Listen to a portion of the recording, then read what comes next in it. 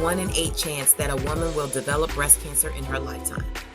And for Black women, we're more than likely to be diagnosed before the age of 50. Head to BaptistHealth.net right now to schedule your mammogram and be on the proactive side of care. Mammograms save lives. When the last time you had a prostate screening? I haven't done it. What about colonoscopy? I've been thinking about it. I know I have to do it. You know, we can't wait till something happens. We can't wait for nobody to do it for us. We got to do it ourselves. Yeah, you're right. You know, so we got to make it a priority, man. Yeah, I'll do it. I'll do it. Full checkup once a year. Make sure you ask the doctors and the PSA. And important, make sure you get that colonoscopy. You're 50 now, man. You got to get that. Okay? This was awesome.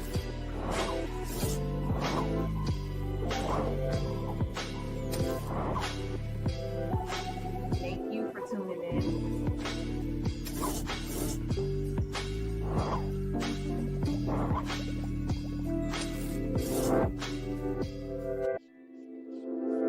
Hey, what's up, Hello News family? Welcome to another episode of the Can We Talk podcast, our show where we do a weekly live news show talking about hot topics, culture, South Florida, social issues, and everything in between. Oh, you know what? My music is still playing. Let's start. We're going to do that all the way over because it wasn't playing during the whole thing. Flip it and reverse it. Let's do it over. Welcome to another episode of the Can We Talk podcast, our show where we do a weekly live news show talking about hot topics, pop culture, news, entertainment, and everything in between. Welcome y'all to another episode. I see you guys. What's up, LaWanda? Hey. What's up, Julius? I see you in the building. Hey, Auntie Lori. What's up? What's up? What's up? Thank y'all for giving me the energy in the chat. Y'all know I love it.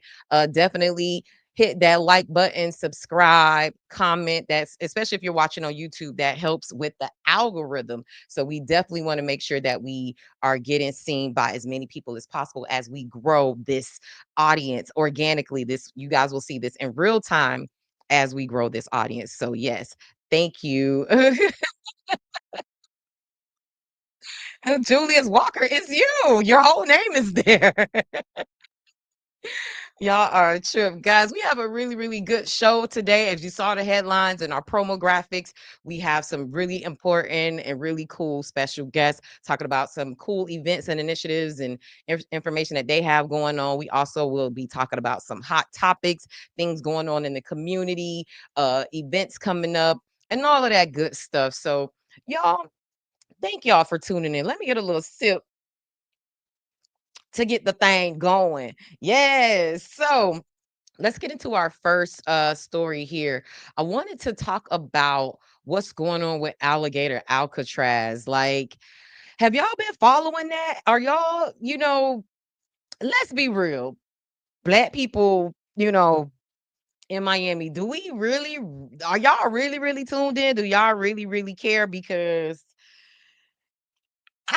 I'm not seeing a lot of concern about it on my timeline outside of elected officials. Granted, they should be the ones driving that conversation, but outside of elected officials and advocacy groups, I'm not seeing the community as outraged as I feel like we should be. Maybe y'all holding it in. Maybe it's something's close to your heart or whatever.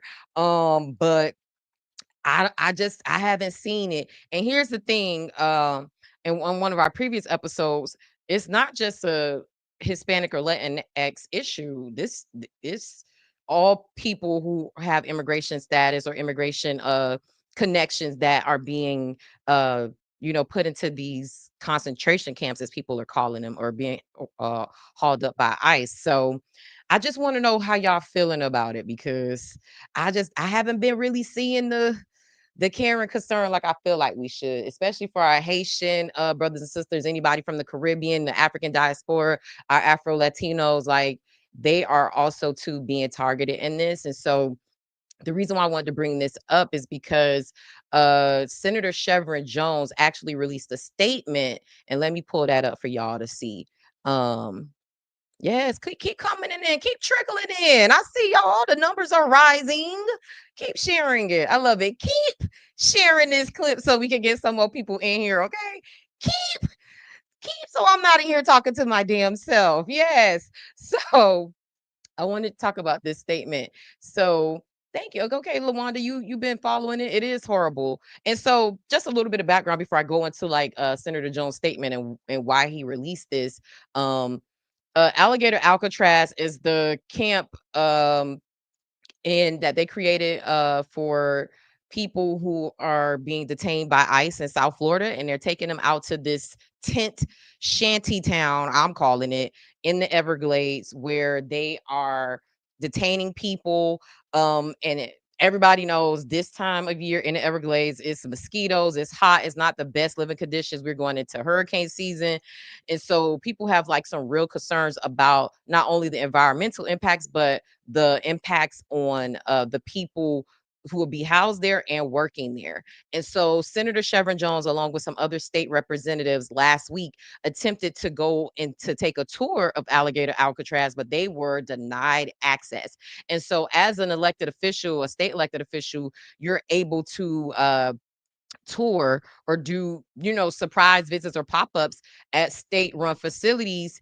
And they they denied them access. And so this is what Senator Jones said recently. He was like, last week, Florida denied me and any of my colleagues entry into a state-run detention center, violating the law and hiding what's really happening inside. Now, after national attention and public pressure, they're offering a sanitized tour. Let me be clear. Sanitizing a tour doesn't sanitize the truth. That was his caption for this statement that he released. And then he was like, they claimed it wasn't safe for us to enter unannounced, but those same safety concerns didn't extend to those detained on site or the president who toured days prior. Clearly, the state is trying to hide what is happening behind closed doors.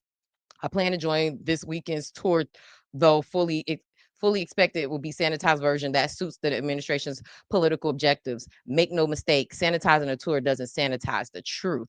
And so Chevron has been on their behind about this and just really stand on the fact and keeping them accountable about what they're doing at Alligator Alcatraz. Last night we had a really good interview on the That Part podcast, the show that I co-host with Papa Keith, and we interviewed Billy Corbin, who is a huge political commentator on South Florida and Florida politics and just politics as a whole. But some people may know him from his documentaries, Cocaine Cowboys, The U, and from his documentary work. And that's how he raised to national fame. But he's been using his platform to highlight things. And so he talked about something last night that I didn't think about. He was like, there not only is the conditions inhumane for detainees, but he was like, think about the people that are working there and being put there. He was like, there's just illegal things and problematic things happening on all sides of this issue of what's going on in Alligator Alcatraz. Yes, he Billy was the truth. Y'all need to go to That Part podcast, our YouTube page, the replay gang, and go watch that. He was breaking down so much, and he's really, really funny. So the way he was breaking the stuff down, I was just cracking up because I was like, what is tea? So let's see if I could find some of the footage from him walking into, it's not on his Facebook. Let's see if I could get to Instagram real quick. Let me remove this from the screen while I do my thing. But I want to show y'all the incident of them walking in into the Alligator Alcatraz. But to me, I think it's an important conversation because although, and I had commentary about thank you co-space Joy. I wanted to call you Carol so bad. I am so sorry. But thank you. Yeah, it was a really, really good episode. And so yeah, I wanted to share this because I've been seeing more and more posts nationally about Black immigrants who are being now targeted by ICE. Yeah, girl, I had a whole brain fart. But let me see what we got over here. Okay, he got it. Let's share this tab instead. So here we go. Can y'all hear it? Is my line suspended? Facility, and we will only see what the administration wants. Hold on, let me try again. So, Senator, you are going to have a chance to go in this weekend. What are you expecting to see? First of all, I expect to see a very sanitized facility, and we will only see what the administration want us to see. Here's the facts. We have the text messages. As a matter of fact, I just got a text message from another family member who's inside the facility. So we know that this worst of the worst rhetoric that is absolutely false. That is coming from the Trump administration. Let me ask you, can you tell me what was in that text message? Was it more about the conditions inside?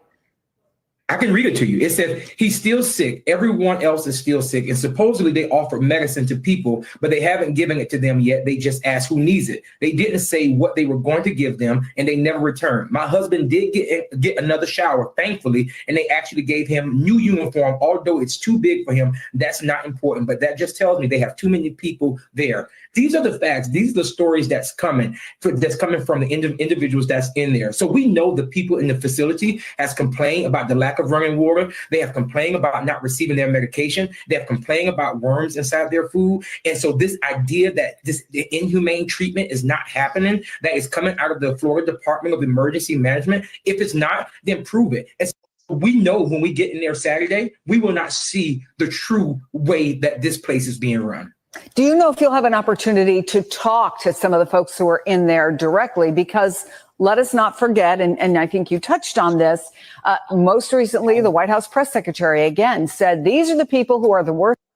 And that's good. I want to also to show y'all that this is actually the thing I wanted to show y'all, them walking in. Take your boosters, please.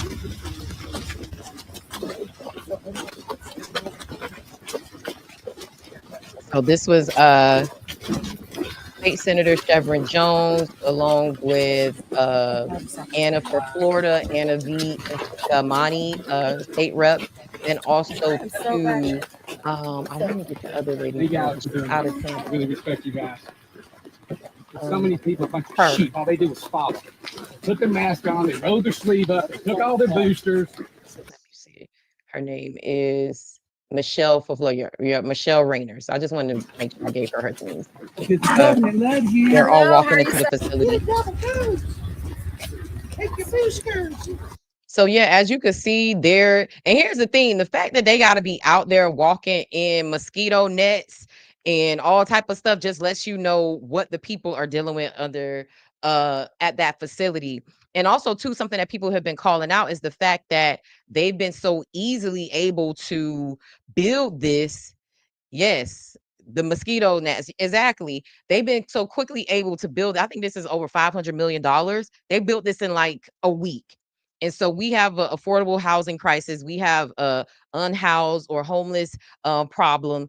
And we want to do this to tax-paying, unofficial citizens or immigrants in the United States.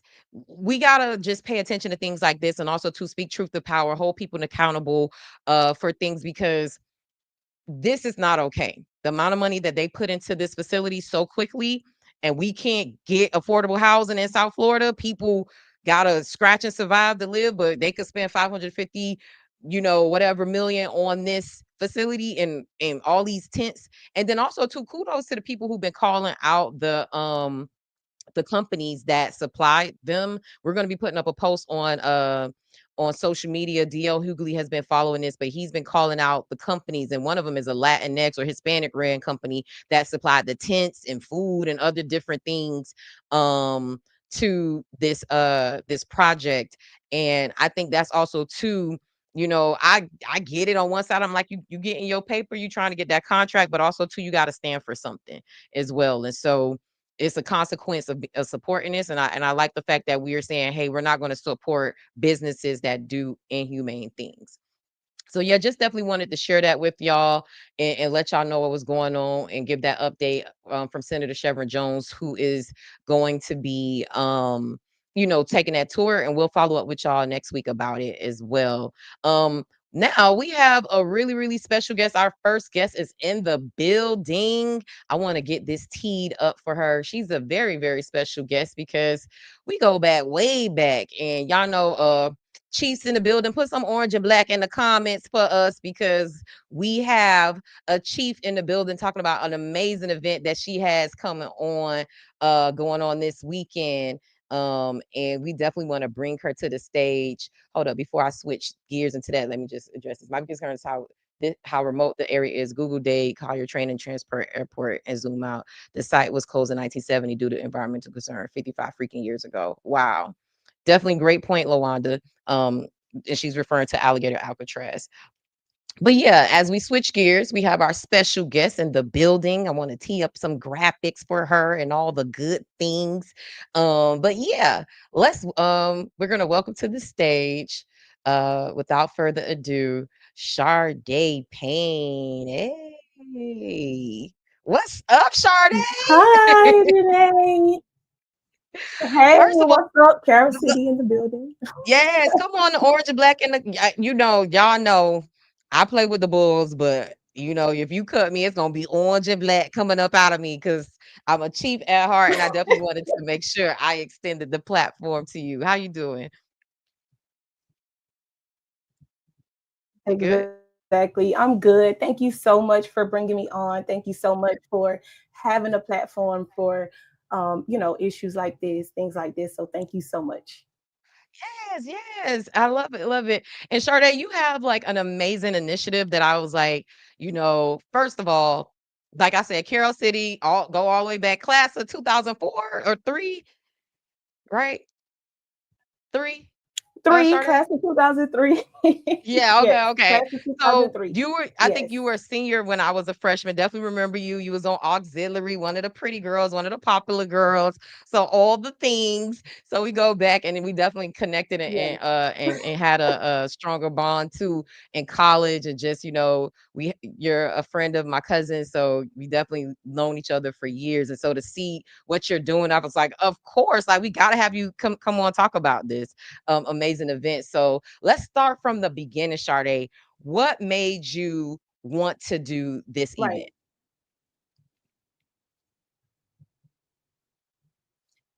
And Sade, there's a little bit of a So delay. I don't know if it's the internet connection. Like it's like you have like a 5-second delay maybe for the me. connection. Yeah. Hmm. You know what? We gonna push through. We just gonna push through until we Okay. figure out the I hear internet. you.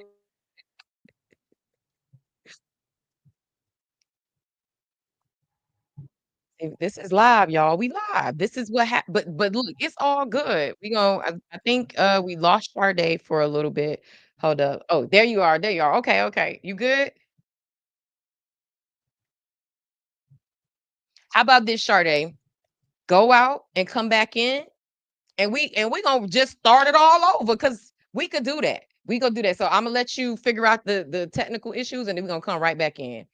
So while Sade figures out, what's going on, I will give her a few seconds to figure that out.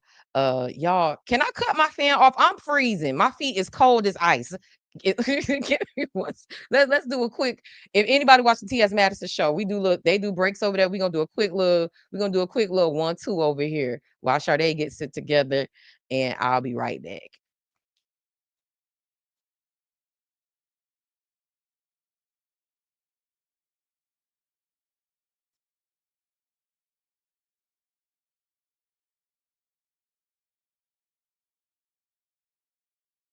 And we're back. And it looks like Sade is back too. Give me a thumbs up when you're ready to go. Okay, Sade? I want to make sure that you're good to go. Okay? And we'll do a whole clean, fresh start for the interview. I'm gonna make sure you're gonna have a clean edit. Cause this is what we do. Look, we are black owned, local, independent media. We do this live for real live. Like, oh, pinch me, I'm real. This is not pre-recorded, okay? And so sometimes things happen, but that's totally okay. And here's the thing, also, too, small business owners. For me, I'm all about making sure we get it right. Cause I know a lot of you guys use this stuff for promo material and to promote what you got going on. So I'm gonna make sure Sade has a clean edit when she comes in with her good intro and her good outro and ready to go. And it'll be something that she can use as well to promote her future events. Yes, pinch me, I'm real. Pinch me, I'm real. So you know what I want to talk about. And Sade, give me a thumbs up backstage when you're ready to go, okay? And I'll bring you back on. And so some of the hot topics that we're talking about today is a crime that happened at Gwen Cherry Park, um, a horrific crime. But the I didn't we don't really do hard news like that because I feel like there's so many other places to get that negative um or breaking news. And I not to be, shady, but that's there's other platforms for it. So for us, if there's something that affects our community or something that happens crime related, I want to talk about solutions and how people can move forward and what the community is doing to improve it. And so Commissioner Marleine Bastien, whose district Gwen Cherry Park and Liberty City falls in, released a statement, and so we'll be breaking that down and talking about that. That's one of the hot topics. I'll get into more details on that as we get into it because it's a really heavy topic. And then also, too, something interesting. I don't know if anybody is familiar with Olurinatti. She is a YouTuber, popular YouTuber on social media. And she had a video about the 7 deadly sins of Black politicians. First of all, she's very funny. If you watch her House of the Dragon reviews, that's how I found her through my bestie. JJ was like, yo, you got to watch this girl. And I've been hooked ever since, but I've been watching all her videos. Yes, I love Olurinatti. And so she has a video and she breaks down politics as well. She kind of does somewhat of what we do here at High News. She does it for the New York area because I even watched her video about the mayoral race in New York. Like that's how tuned in I be on local stuff. I all in Connecticut. I'll be all in New Mexico looking at somebody local news because that's just how much I care about local news. I'm also too looking at trends and seeing what's going on as well for just Black people and minorities and disenfranchised people across the country. So Olurinatti will do like local politics and breakdowns, but she also did this really amazing video about the 7 deadly sins of Black politicians. And a lot of the things she was saying was, to me, kind of connected to the Blacks that we deal with in politics down here. So I wanted to have a discussion about that. And then also, too, we're going to have Matthew Pigatt coming up in a little bit. He's going to be talking about the South Florida HBCU Picnic. It is, I think, one of the largest HBCU picnics in the country. I think the largest. And also, too, High News is going to be out there with a tent. We're going to have, we're going to have it going on and giving out free photos and all type of good things. So y'all make sure y'all pull up on us this Saturday at Florida Memorial University. And I'm gonna be running the streets. I will tell y'all where I'm gonna be, but a part of me, when we tell the Gwen Cherry story, I'm gonna tell y'all why I feel some sort of way about saying where all the places I'm gonna be. But I'm gonna be in the streets, popping up on people and doing my thing.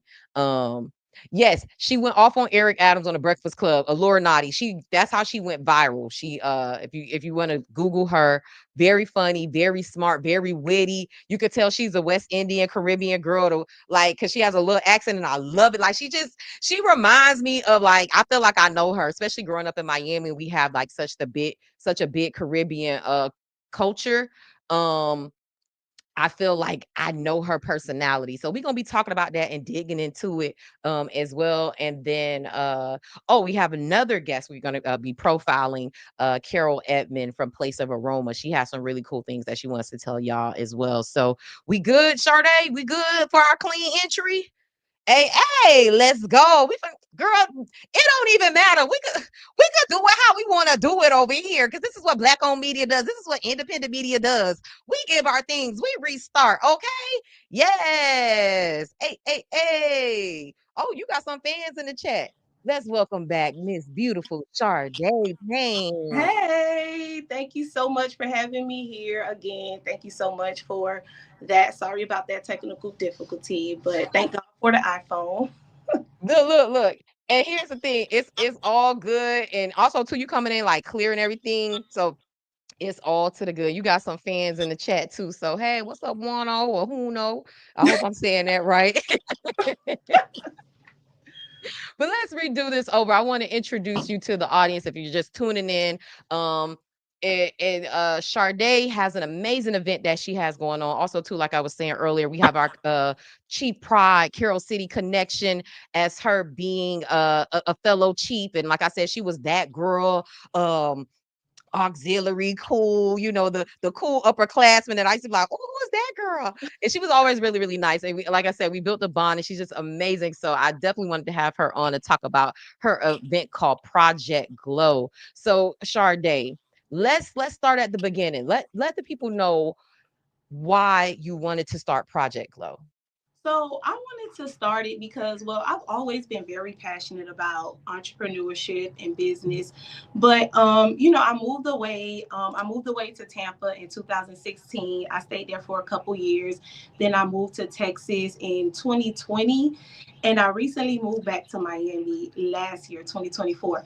So of course, when I got back, it's gonna be parties galore. It's gonna be always some entertainment. It's always gonna be something to do. And of course, I indulged and I was like, I'm kind of like, I want something more. I want something with more substance. Like, I don't mind, mingling, but I just wanted something with more substance. And of course, I went to, my passion. Well, at the time, I just got in here. So I didn't know a lot about I didn't know a lot of networks or women networks or anything. I did try to look. Some of them had some really expensive membership fees. So I was like, to start my own. So I did it. And it's my first time doing it. I'm still just as passionate as I was when I first got here. And, I just did it. I love that. And so even us talking offline, you were talking about, like, when you brought up the point of the membership fees.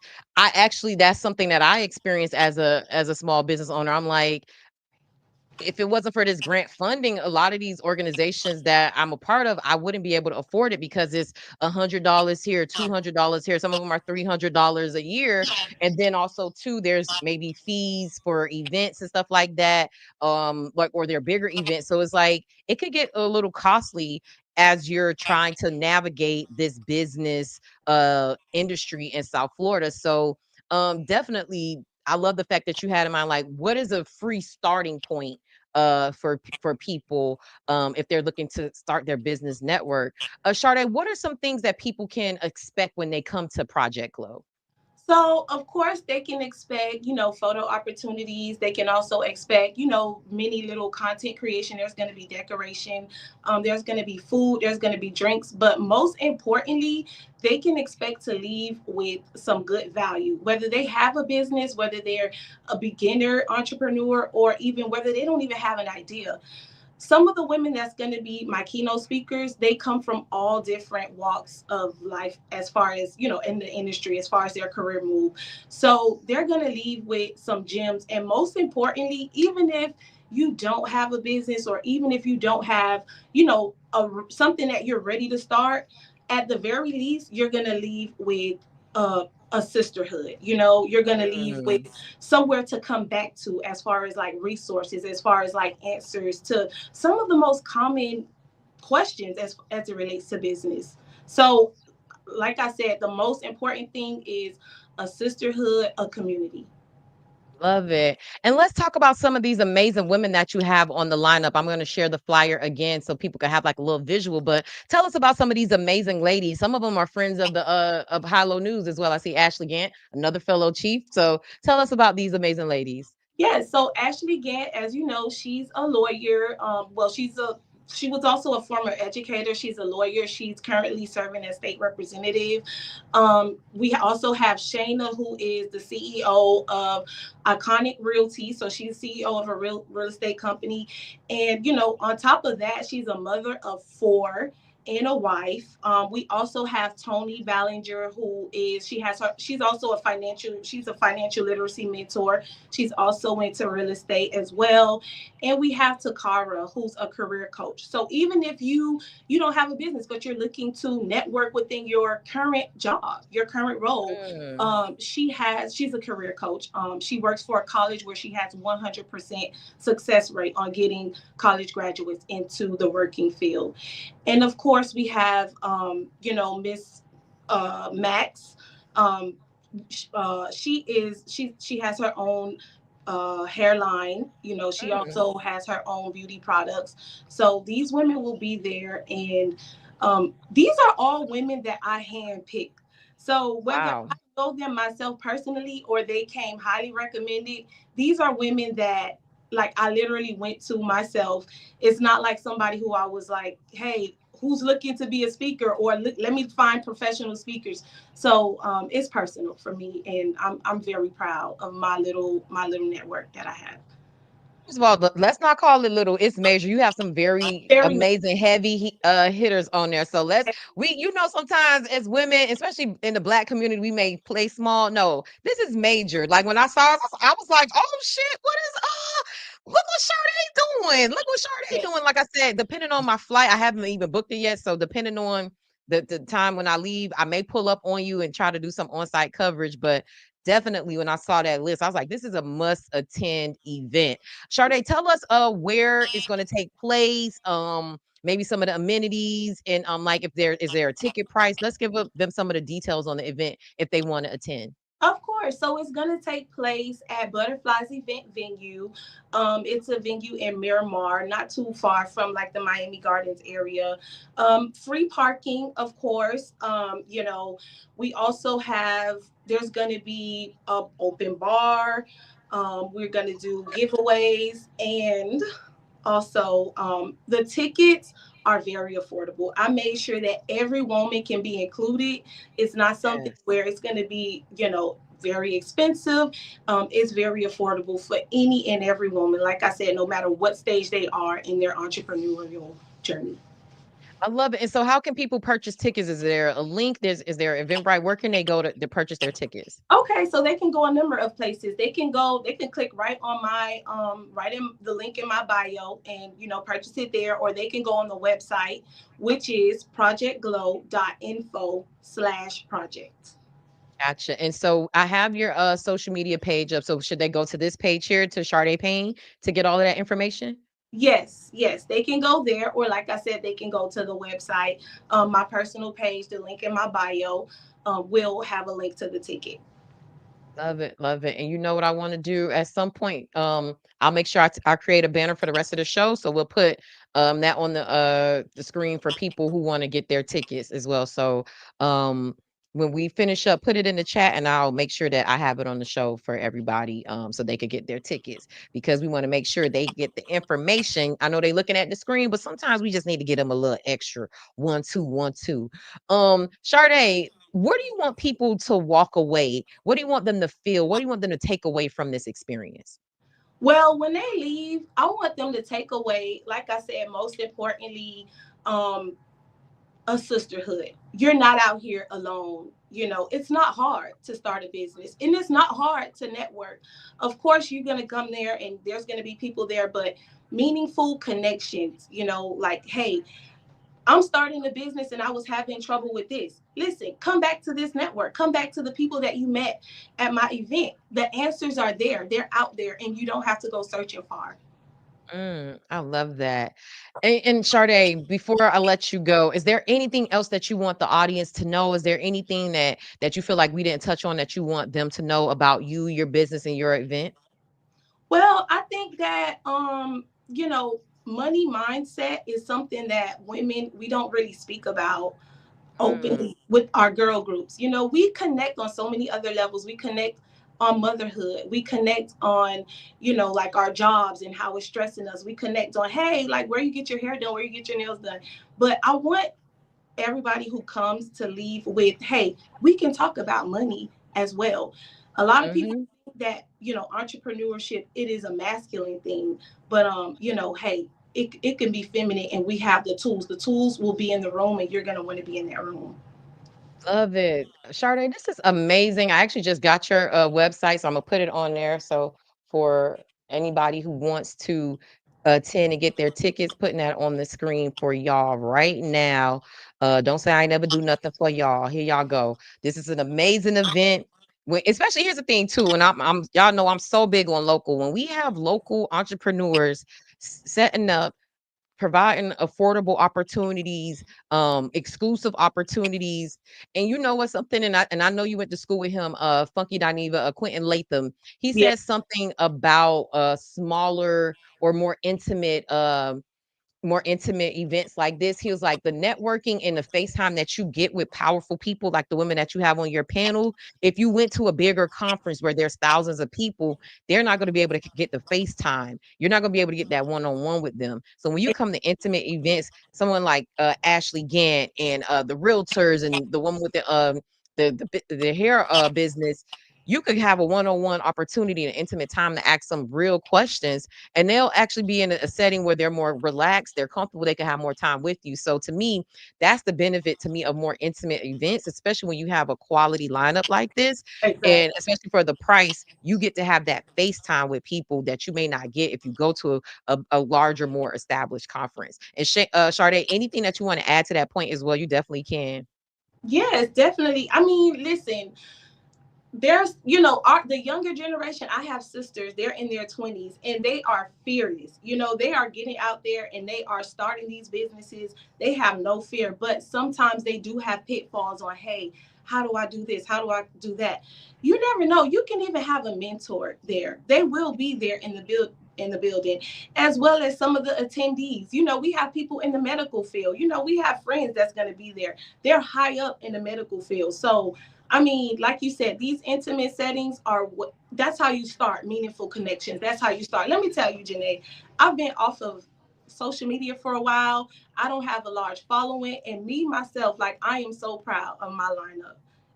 It's Mm. out there, it's possible. Like, and these women, they are ready. Every time I call them with a question, they're like, "Here you go. What do you need?" Like, it's amazing. Like, even before the event, the journey that I've gone through, I'm proud of, and I've already learned so much. So, I love it. And what's next for you, Sharde? Are you looking to do more events like this? Like, let us know what's next for Project Glow. of course. So, what's next? You can expect to see pop ups. Um, you know, of all type of information. I do have experience in the investing world. So, hey, we may have a pop-up somewhere at a small shop locally or even virtually. Let's talk about investing. I love talking about money. I could talk about it all day. So there's so much more in store for Project Glow. Let's go, Sharde. Let's go. Come on, girl. I'm about to. Okay, look, we ain't gonna chief them out right now. But Sharde, let's give them one last hit. Where can they get information, get their tickets? How can they follow you? Let's give them that plug again. Okay, follow me on Instagram, Facebook, Sharde Payne. That's me. That's my name, my personal page. You could click the link in my bio to purchase your ticket. You can click the link in my bio to go to the website. The website, projectglow.info/project. Yes, and if you're looking at the screen, I just pulled up the website. So if you go there, you won't be confused. You'll know exactly where to go to get your tickets. Sharde, please, first of all, you family. So please come back. Keep us up to date on what's going on. Also, too, you can be a friend of the show. If you see trends or hot topics that you want to come on and break down for the audience, come back. Definitely don't want this to be our last time. And much success and God bless to you on this event. I know it's going to be amazing, and I'm just so glad that you came to High Low News to share to share your story.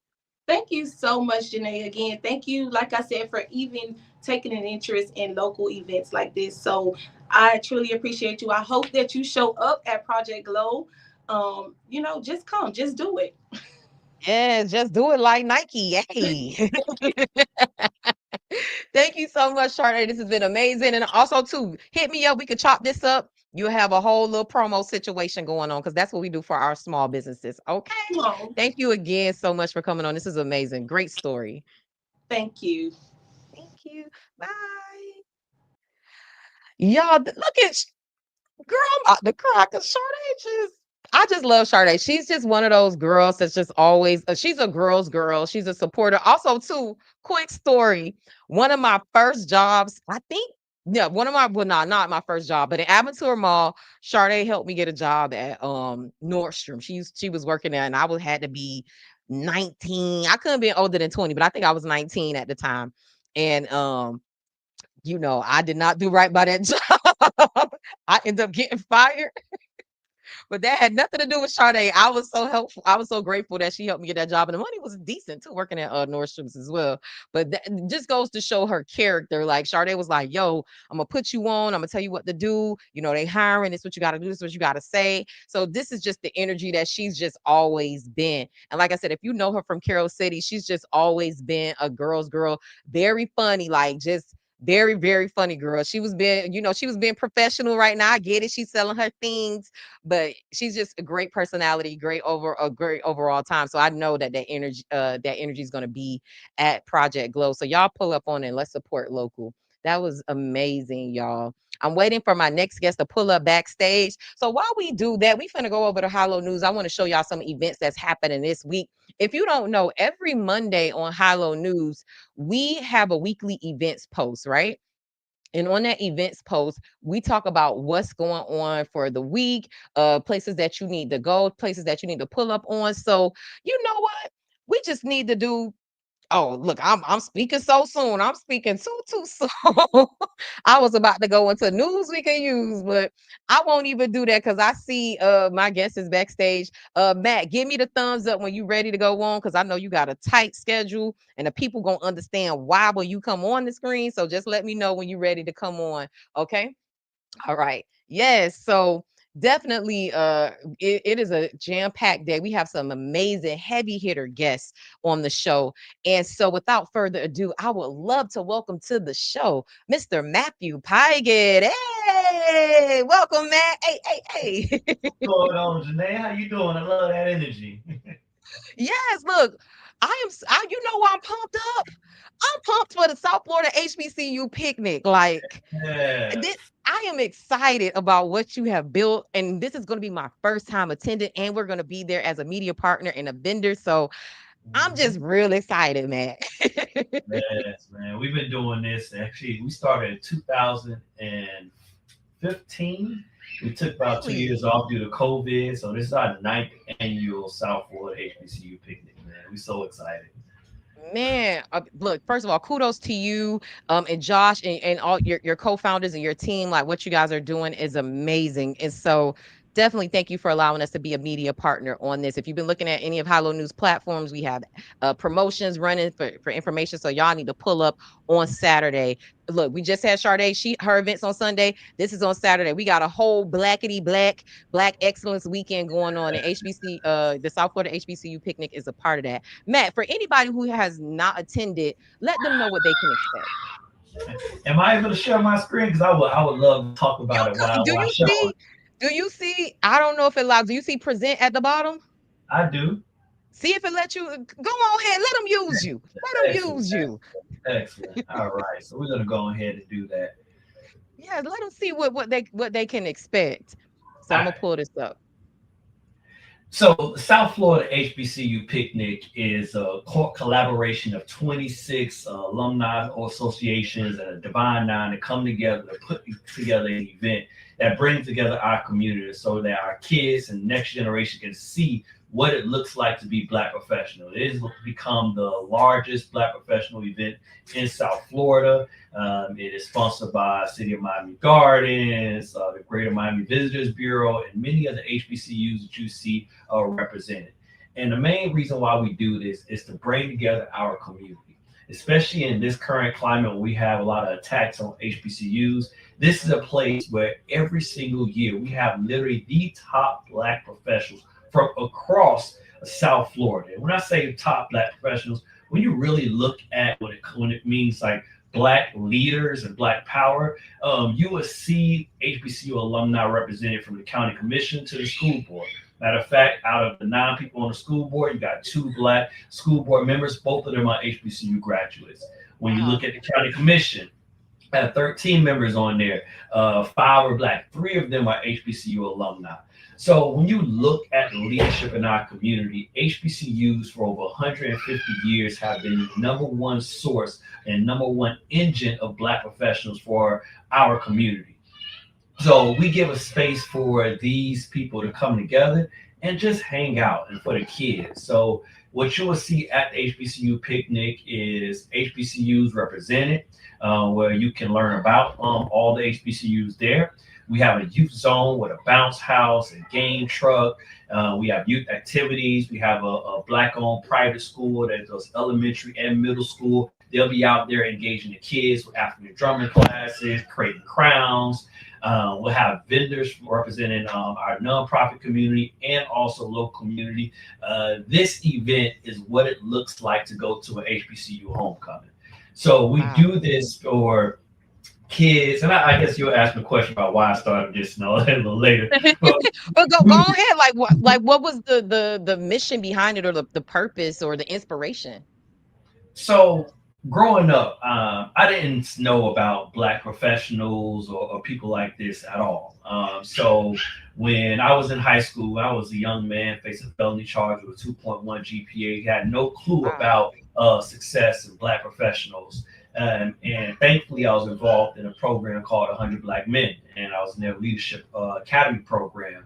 And that's where I got to see Black professionals. So many of mayors, judges, they were part of the 100. And I realized that all of them went to college. None of the men in my family, in my community, I knew ever did. So I knew it was something to this college stuff that my mom was always talking about. And I was blessed with the opportunity to go to Morehouse. And when I got there and saw the level of excellence and Black professionals, like generations of Black professionals, it was inspiring and completely transformed me. So after graduating, we wanted to come back home, and I went to my alumni picnic, and it was literally the same people at my alumni picnic when I went off to college. And Morehouse is an all-male institution. So it was nothing but men. And I'm like, hello, wait, we can't even have Spelman here. So I planned it the next year. It was the biggest one we've ever had, a great turnout, Morehouse and Spelman. And then when I talked to one of my homeboys, Josh Jones, my co-founder, I was like, man, we should do an AUC a picnic. And I went to the board and they was like, nah, we're not doing that. So I was like, you know what? We're going to do it ourselves. And Josh and I started to organize. Fabiola at the time was doing this every like a first Wednesday HBCU gathering. We pulled together many of the HBCUs, and we had the first event at Amelia Earhart Park in Opelika. That was in 2015. And that's when Oliver Gilbert was like, nah, we need to bring this, Commissioner Gilbert, we need to bring this to our Miami Gardens. And from there, it just blossomed. And it's become an amazing space. And it's really about making sure that these kids see us and see the diversity of our community and the power that is there in a real environment that's safe. Like, it's literally all Black, and we had an all Black institution, an all Black city, police officers. So we have literally all levels, just like at an HBCU. You get to see yourself reflected from the janitors all the way up to the head people, and it's really engaging environment. So it's a great time, really good time. I love that, Matt. And as someone who I went to a historically Hispanic university, FIU, so I did not have the HBCU experience. But for me, going to Orange Blossom Classic and now the South Florida HBCU Picnic, for people like me who didn't have that experience, I'm loving this. Like at this big age of getting able to peek into what it was like to attend, and also too, I won't say I have regrets, but I'm like, it makes me wish that I had an HBCU experience. So I'm glad that you're giving people like me as well a little peek and allow me to be, adopted into the HBCU life, Matt, so to speak. Oh. That's what it's there for, man. We need to see that. We need to see it. We need to recognize it and be a part of that, because there's no other institution that will give you an education that prepare you for this world like an HBCU. And they have literally from generations, like just 60 years ago, we couldn't go to an FIU. We couldn't go to these institutions. And HBCUs stood in the gap despite what's going on, always stood in the gap to make sure that we could transform our children into professionals and leaders for our community. And that's what we're here to do, and make sure that we continue that pipeline and inspire that pipeline. Love it. And Matt, if someone wants to attend, I know it's a free event, but you guys encourage donations. Let's give them some of the details on like how to attend, where it's located, time, all of those details. Excellent. So the picnic will be the 9th annual South Florida HBCU Picnic. Will be held on Florida Memorial Campus on Saturday, July 12th from 2 to 7 p.m. Tickets, interest into the picnic is a donation. We suggest a minimum $10 donation that goes directly to scholarships. We had over 162 scholarship applications. We've narrowed that down, and the amount of money that we provide these award winners and how many we award will be based upon those donations. So if you don't even go, if you want to support and ensure that students from South Florida get to go off to college with money in their pocket and also the ability to pay for their schools, please donate to the South Florida HBCU Picnic. And you can go to www.sfhbcupicnic.com and you'll be able to register right then and there. So I encourage you to check it out. Go to the website, www.sfhbcupicnic.com, and register. When you register, it's going to do a few things. You have opportunities to donate, but you also get a part of our email list where we showcase all the HBCU activities from different alumni associations, from Orange Blossom Classic. So you would know about scholarships, opportunities. So we encourage you to be a part of this network and community that we're growing. So donate and show that support. And I tell you, one of the great things about this picnic, it grows almost every year because people come one time and they're like, oh yeah, I'm coming every year. And they bring their family, they bring their kids, they bring, because it's you got, and the great thing about it is that you have aunties, uncles, cousins that went to Bethune, Fam, Howard, Hampton. Everybody can come and hang out in one place in a real good environment. And because we make sure that the kids can have a space, you will see a lot of times, Chris, okay, you go over there, you got your bounce house, you run around, we got chaperones there, and you can hang out, man. And one thing about what we do is that at the end of the day, you bring Black folks together with some music and food, we got a good time. And that's what we do. Make sure we do that.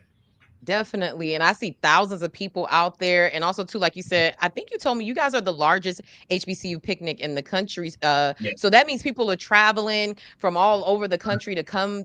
First, everybody loves an excuse to come to Miami. But also, too, to me, I'm like the economic impact that you're having, not just, the impact on our students and them getting this amazing example of Black professionals and Black people loving on each other.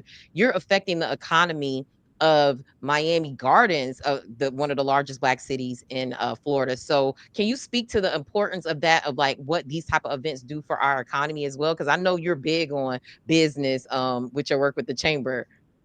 Exactly. One of the things during my time being mayor, I got into the awareness about the impact of events and giving opportunities for businesses, nonprofits to be able to come together and giving people an opportunity to come together. So events are places that really bring people into a city, into a community, into a region.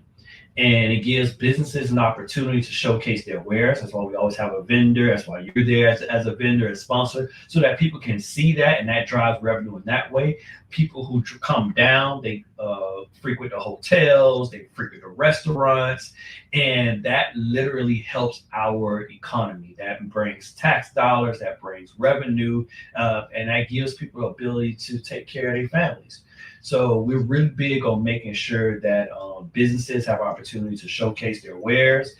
We've launched quite a few businesses that started out at HBCU Picnic as a vendor and has grown from a couple food trucks. So that's what we're about. We're about making sure that people have this space and that we contribute to the community. This is what it's about. So when you come out, not only are you donating to make sure the next generation, which may be your niece, your nephew, your little cousin, your sons, your daughters, they may be able to get a scholarship when it's time for them to go to school, but you'll also be a part of that network of businesses, entrepreneurs, and nonprofits that can help you and your family in all areas of your life. I love it, love it, love it. Congratulations and kudos to you again, Matthew, and the entire team, Josh. And what's your other co-founder name? Give them a shout out. So we have Josh Jones, who's a personal injury lawyer. He's one of our foundational sponsors of the picnic. I encourage you to go to Josh Jones Law. He's a personal injury lawyer. That one brother, like I sent him all my case. Anybody here need a lawyer? They got hurt? I sent them to Josh. Yeah. Because Josh makes sure that he supports the community. He's former chairman of the Belafonte Tacosi Center. And then also Melody Miller, who's former president for Howard University. She's a real estate agent. and project manager, and she is also our co-founder. So it's us three that have built this organization up, and our main focus is to make sure that we raise money for scholarships and create a space for HBCUs to be celebrated and elevated. Love it. Matt, I know you got to run. Let's get some final thoughts and another tag on how people could attend and donate to this amazing cause. So the biggest thing is go to the website. That's how you plug in www.sfhbcupicnic.com. You can click the link and register from there. We have different tiers, but we encourage you to donate to make sure, because as we say, every single ticket is a scholarship donation. So we want to make sure that you take full advantage of that and we can help out. So go to our website. We have all the questions that you have. You can bring your picnic baskets, you can bring blankets, you can bring your lawn chairs, no personal tents. The tents are for those who are HBCUs, but you can bring whatever you have. Make sure you have your red cups, because we don't take any bottles, anything like that. It's not allowed. Oh, I just cut that off. Oops. All right.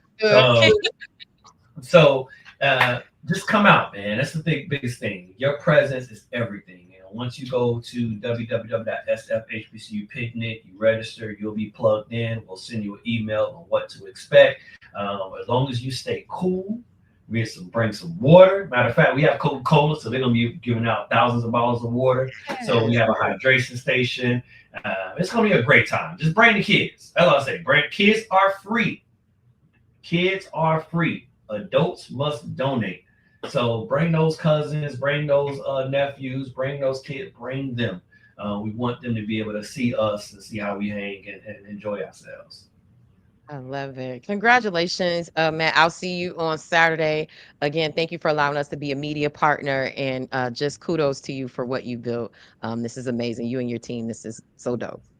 Nah, kudos to you, Janae. I love this platform, really making sure that people get hyper local news here, making sure that you keep people aware about what's going on locally in politics and business, and creating a platform for us as a community to come here and share our message. So continue to do the grind. I know it's a hustle as an entrepreneur, building your own thing. My hat's off to you, but we appreciate you, man. Thank you for creating this space today. Don't make me cry, Matt. Thank you. Just get off the thing, because this ain't what this was supposed to be. This supposed to be about you. But no, thank you. I truly appreciate that, and just all the support and advice that you've given me offline. Like, you are definitely a true friend, and I appreciate you. Of course. That's what we're here for. Thank you. Well, I know you got to get back to your work. I'll see you Saturday. Again, thank you for taking time to come on our platform to share this amazing information about this amazing event. Y'all pull up on Saturday. It's going to be a movie, okay? All right. Take care. All right. Bye. Man, look, the city gonna be hot this weekend. Y'all better pull up to the HBCU picnic, to the South Florida HBCU picnic. Y'all pull up to our tent. We're gonna be doing giveaways over there. I'm also partnering with Papa Keith. We'll have our tent side by side, where we'll be doing the photo booth. I'm also doing a podcast set, so we'll be doing live interviews on location at the HBCU picnic. Let me just put this on the screen one last time. Saturday, July 12th, from 2 to 7 p.m. at Florida Memorial University in Miami Gardens. So happy to be a part of this. Look, the guests are guessing today, right, y'all? Like, these events, these things are so amazing. I'm so proud of people that I've known for years, and some people going back to high school, and they're doing these great things in the community. So moving along to our next segment, y'all know I got my things. Let's go into some news you can use. News you can use.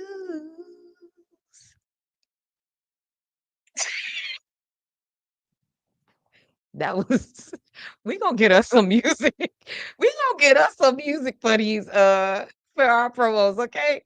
We gonna get that.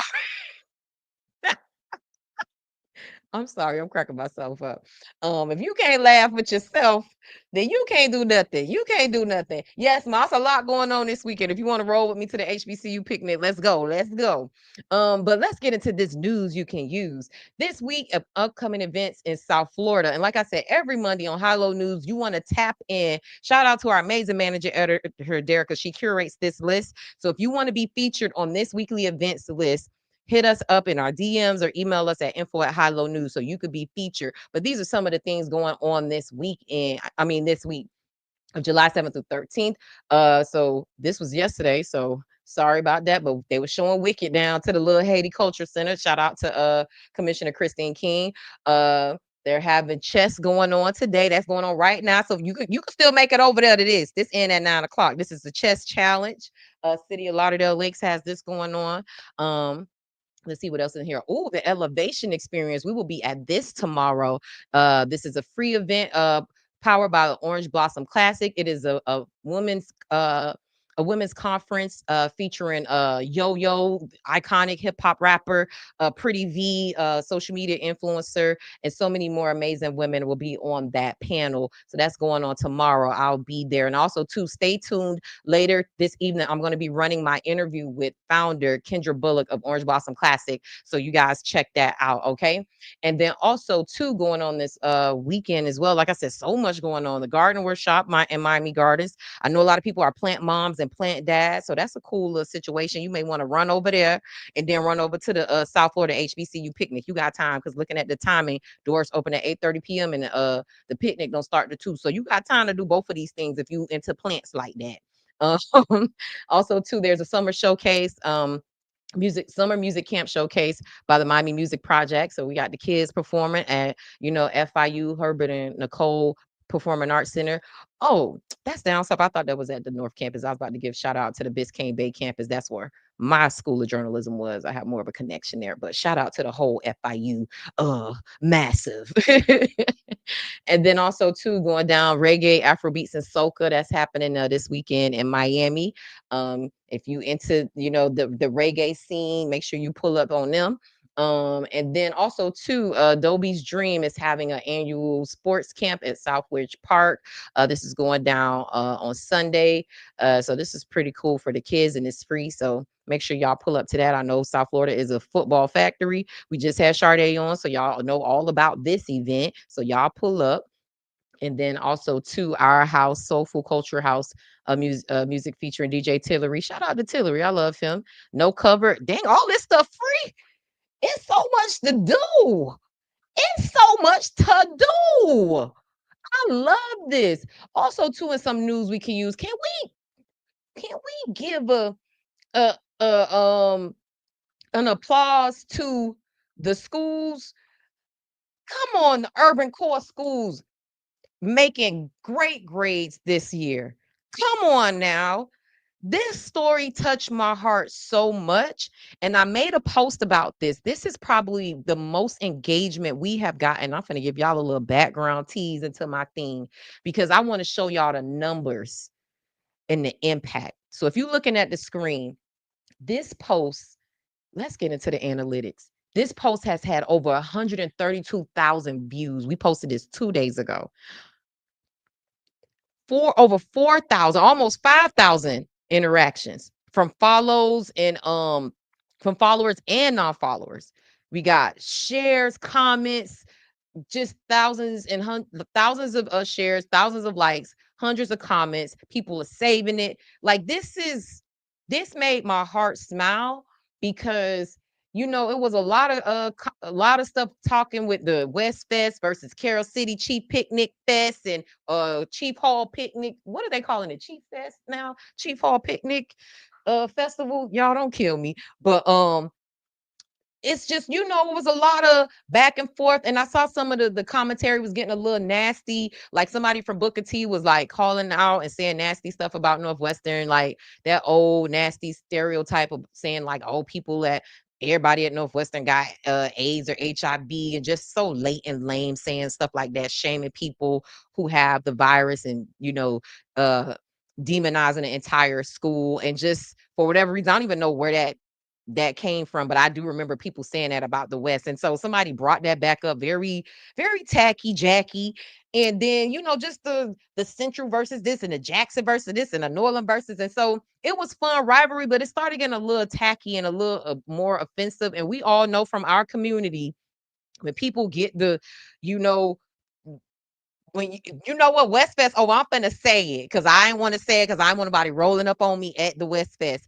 But we know you girls from certain zip codes that's not Miami Gardens, it's further south in that central Miami-Dade area. Y'all get the tussling over the silliest things, and real violent consequences come out of those things. I actually was talking about this earlier today with my fiance about losing classmates and how murder, unfortunately, like, I don't know anybody who doesn't know someone who's personally that's been murdered. Like, and he couldn't relate because he's like, I don't know anybody that's been murdered. So for me, like, I don't play, and I know they were like one of my good, very best friends, Jeffrey Taylor, passed away days before our high school graduation over, they were fussing. This guy was jealous over him because they had the same car. Like, how stupid is that? And they said Jeffrey said something to him to the effect of like, I don't care about none of this. I'm going to college. And the guy hit him and they started fighting, and then the guy shot him and he died. And so something so silly, something so senseless caused a murder, and we lost a shining star that could have contributed so much to our community. And so when I started seeing all that back and forth and that nastiness on social media, I was just like, we know where this could go with some of y'all girls, and we don't want this to turn into this, right? And so I was just kind of getting annoyed with all of the back and forth and just hoping that it didn't get negative, right? And then when I saw this post and how people were going up for the academics, not the school rivalry, not football, not sports, not picnics, y'all are going up. This is the most engagement that we've had all month. And it's because of schools getting better grades, improved grades, A grades in our community, urban core schools. Y'all, we got to give ourselves a pat on the back for that. Not only one, we got to definitely give the kids their things. Definitely got to give the students their things. Give the educators their things. Give the principals their things. Give the school board members their things. But also to give us our things for going up for this. Over 100,000 views on one post. On one post. Y'all, I can't. This is the type of stuff. This is why I do the work that we do, to amplify these stories. I haven't seen this covered by nobody else.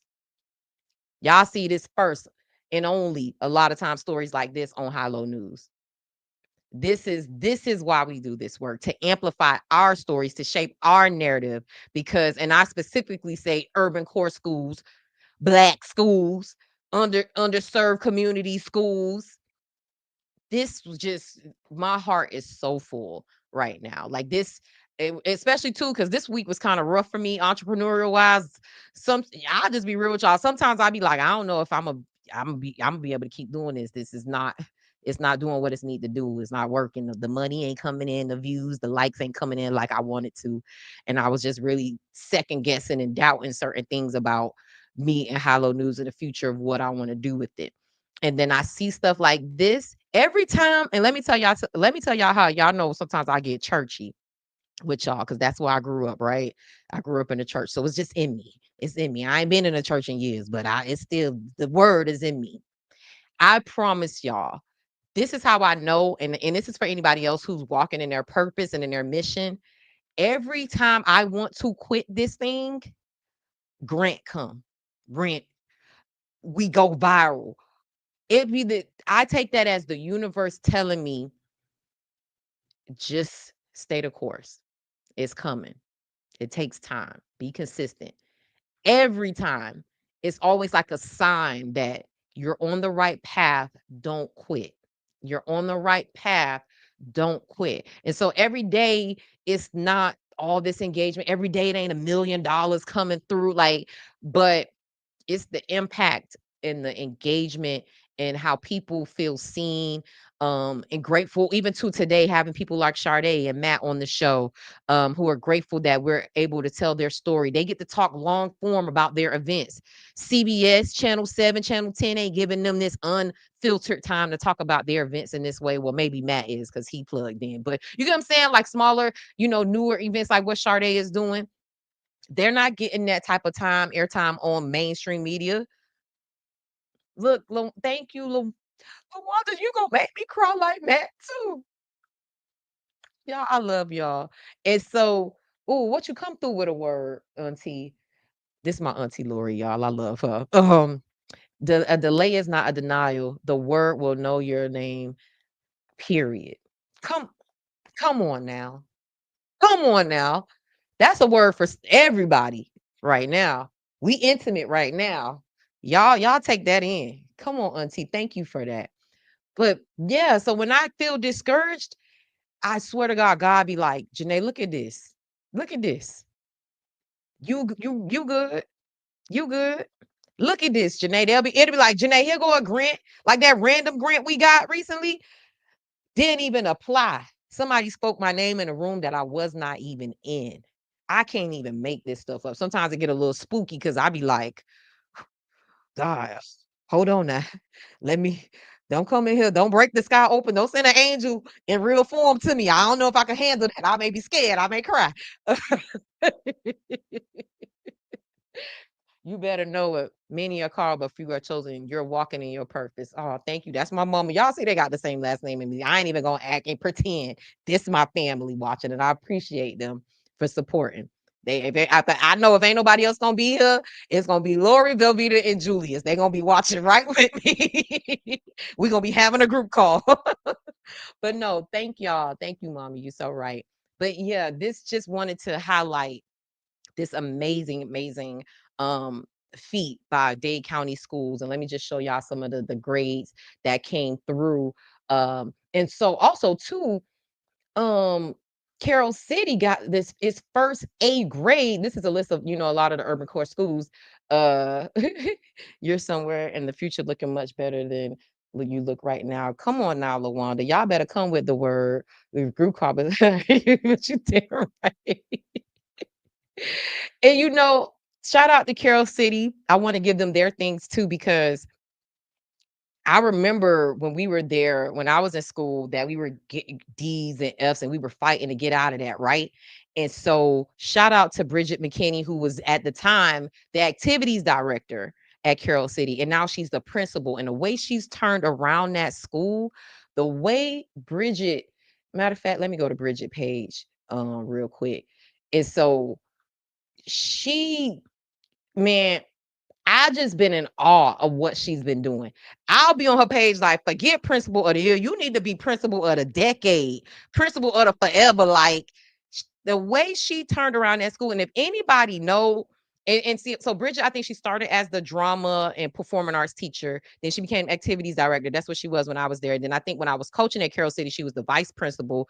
And now she's the principal. Like, look at the ascension. Come on, girl. And she's that girl. Like, please know.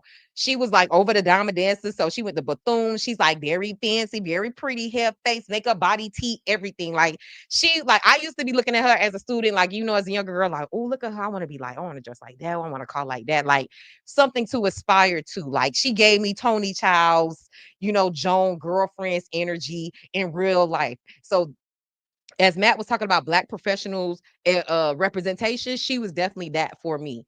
And so to see what she's done with Carol City and to bring them to an A grade for the first time in their history, since they've been doing grades 25 years ago, girl, you better come through. Bridget, I hope you understand. I hope you feel all the things and all the love because you deserve it. Shout out to Carol City. Also, too, shout out to Norland, Principal Rhonda Gaines over there. They got an A as well.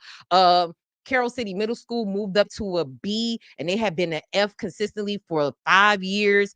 Also, too, shout out to Dr. Gallen, because when he came into the District 1 seat as an elected official, when he first got there, I think it was in 2016, he said, next year, I'm not going to have no F schools. No, Carol City, I think, was a D straight recently. So he said by his next year, there were no F schools. And now he has all like 15 A's and B's and people moving up from D to C. Like, shout out to Dr. Gallen for what you've been doing in that district. Like, just kudos to you as well, and all the principals and all the teachers and all the staff members, the janitors, to the cafeteria workers, the security guards, to the paraprofessionals, to the office staff, the parents, the students, the community. It takes a village, and I hope that our kids, we keep pouring into them and letting them know that academics is just as important. Like, I know we go up for sports, and we always gonna go up for sports, and that's totally okay. But I want them to know that we love them as well for academically. And I love, love, love. Also, too, I've been seeing, like, I wouldn't say competition, but like Carol City, the class of 1999 gave $10,000. I was talking to my mom who went to Miami-Jackson. She says, I think her class is 1980. Don't let me get the line. I think it's what, 84, 83. I don't know. But she said her class, they every year they give a scholarship to Jackson High School. And then I see one of my friends who went to Central, him and his class, they're giving scholarships. And so I'm loving seeing this. Like, I want to see that become the competition. I know the picnics and stuff is cool, but I want to see the class or the school that give the most scholarships to back to their alma mater. Like, that's what we really need to be on. We need to be, oh, I'm class of 2006 from, Southridge. We gave 10,000. Oh, okay. Oh, at Central we gave 20. Okay, at the West we gave 25. Like, Carol City we gave $1 million, because Carol City gonna win every time in a scenario for me. But we just definitely need to make that more of the culture. Also, too, shout out to people like Freezy and Claudienne and Dewey Knight and some of like the heavy hitters in our community. Eugene Clapp, all these different people these are people from different alumni associations from different urban core schools. They give and money and their time back to the schools, and they're leading the charge in their communities to say, hey, we need to pay attention to our schools. So shout out to y'all, and shout out to the community, and shout out to everybody, especially special shout out to the students who brought up those grades. I hope you're proud, and let's do a sweep next year. I want the story to be next year all schools in the urban core got an A++. They got a 5.6 GPA. Let's go. Let's go, urban core schools. I go up for that. You're right. Academics is key. And I'm proud of my alma mater. Miami Jackson's high school is a B school. Come on, Jackson, green and gold. Come on, Generals. Y'all better be a B. Y'all better be a B. Yes, I love that. Come on, y'all can show that school pride in the thing. I think Edison was an A as well too. I don't know what Southridge was, but y'all go on the post on our Instagram page, because people are talking about what they school did. So I love, like, we need to let that be a part of the culture too. Let's go up for this academics. Let's go up for these school grades. Let's go up for the scholarships. Let's go up for what we give back to improve our school and our community. And if you guys don't notice, high schools are like the heartbeat of a community, especially the way they're set up in South Florida. And also, too, shout out to Miramar High School. They're actually having their alumni picnic. We're figuring out if we're going to be out there. So we're working out the details. I'll keep y'all in the loop on that. But high schools are the core. So when you have a thriving high school, you have a thriving ecosystem, because it feeds into everything. So we want our schools to be thriving and kids there and coming to the public schools. That's what I came through. Most of us came through public schools. So we got to make sure that we support them, and doing stuff like this and praising stuff like this and sharing stuff like this contribute to it. So definitely wanted to give y'all that story. Let me see. You really on one today. Y'all better be a B.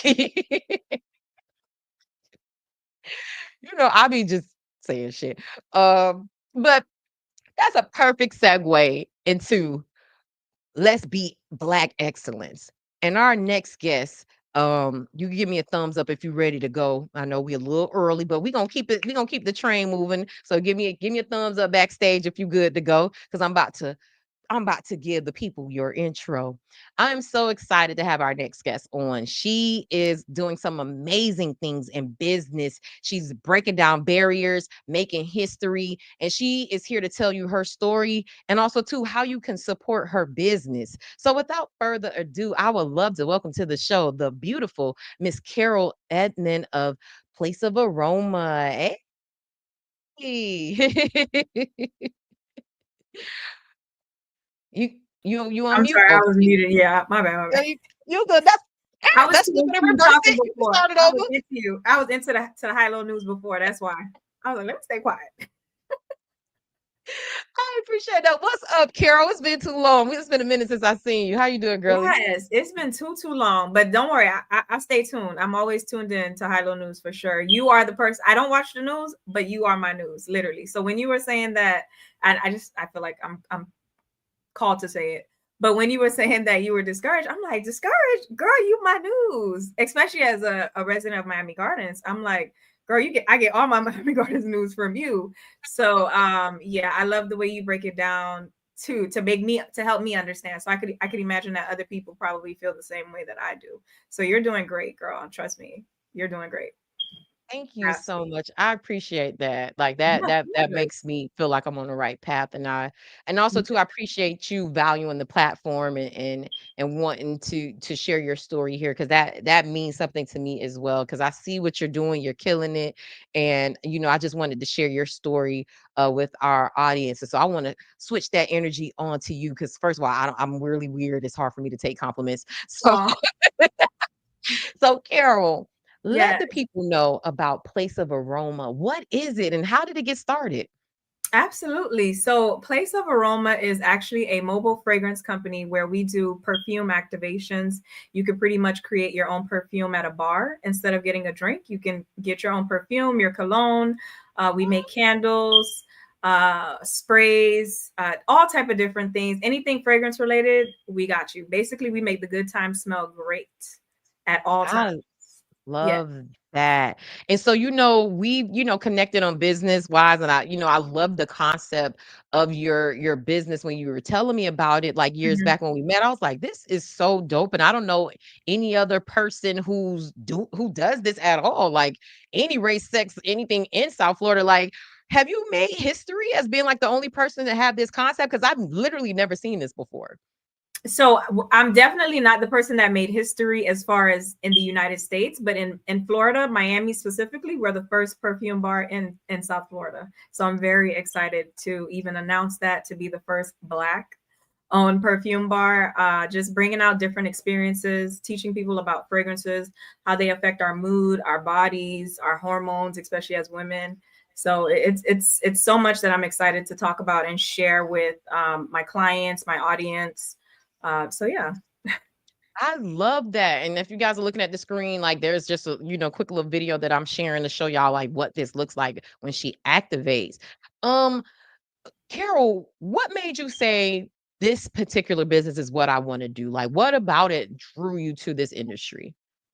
So what drew me to fragrance industry specifically was actually inspired by my sister. Unfortunately, she lost her son via fibroids. And when she Mm, did lose her son via fibroids, I started doing a lot of research, basically starting to see like what's going on, what causes it. Typically, it can be hereditary, but mainly it's typically because of environmental pollutants.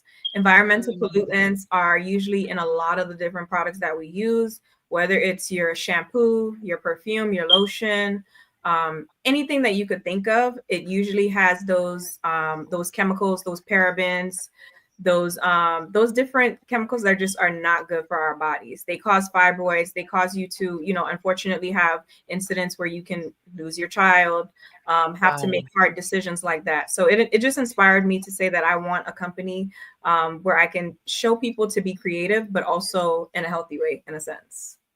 I love that. And first of all, as a woman, like a lot of us love the scents. And also too, I don't even want to keep it as a sex thing because men are Right. into like they want their scents and they want their home They smelling do. good. So what are some different like I guess scents or flavors that people can get when they come to one of your beauty bar pop-ups? So at our beauty bar pop-up, it just pretty much depends on the client, really.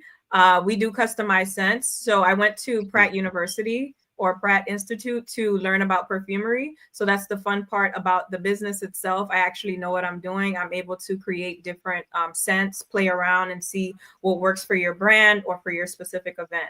So I know some people gear towards cedarwood, vanilla, ginger, bergamot. So it's so many different fragrances. It all just depends on your mood. It also affects your skin. Different skins react to different smells in a certain way. I love that. And you know what, I feel like the customization of it all, like I feel like that's the world that we in. Like people want like this particular experience for themselves. So I couldn't imagine like going to an event and seeing that. I would go up because I'm like, you just like you said, that's just so unique and a fun thing to do. Carol, Absolutely. is it only a way for us to get the perfumes or the scents? Is the only way for us to book you for an event, or do you sell any products individually on your website? Like, how does your different services and products that you offer work? Yeah, so we're a mobile experience. We come out to either your location and we set up a bar, which, like I said, it's almost like grabbing a drink, but instead you grab a perfume or a cologne. Funny enough, because I'm talking about the bar, I just wanted to mention that an exciting news, and I'm actually just so happy about this grant. Basically, I got this grant a couple months ago from MD, which was sponsored by GMCVB.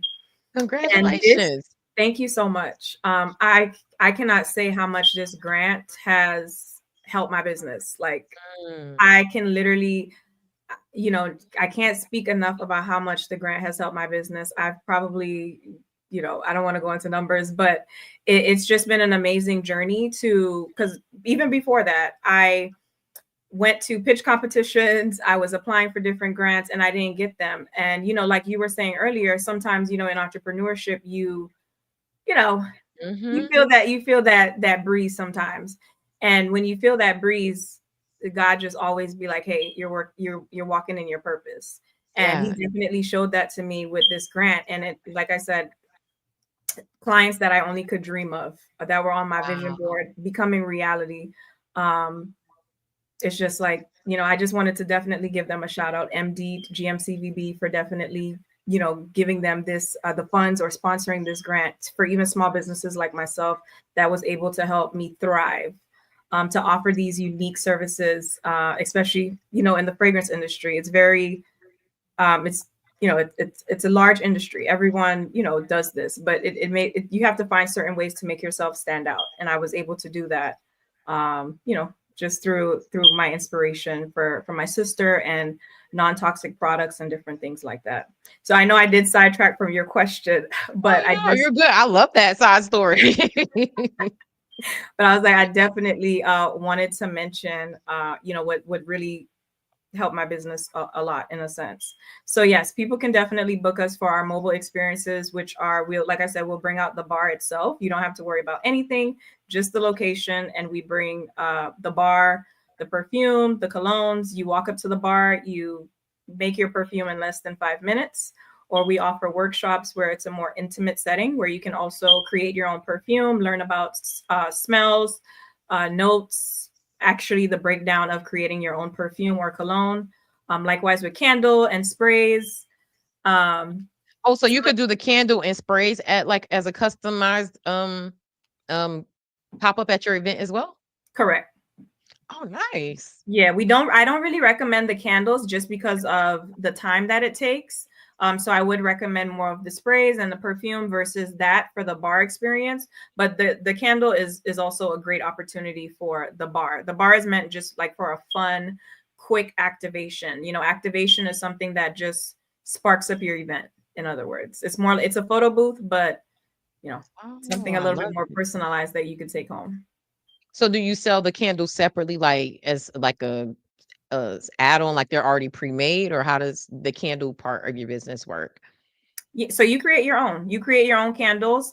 We do offer our year-round candles that you can just order online, as well as the perfumes you can just order based on the event that you went to. We allow you to reorder that same custom scent again. Really? I was Yes. gonna ask you that, like, could you just order the scents like individually if you didn't attend the event, or like can you do that? But also too, it's good to know that if I made a scent at this event, I could reorder if I really love it.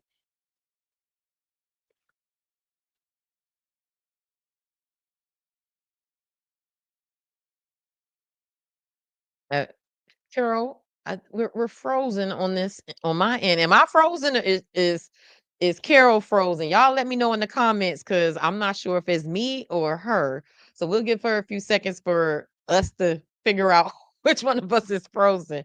Um, Are we good? It could be me. It could be me.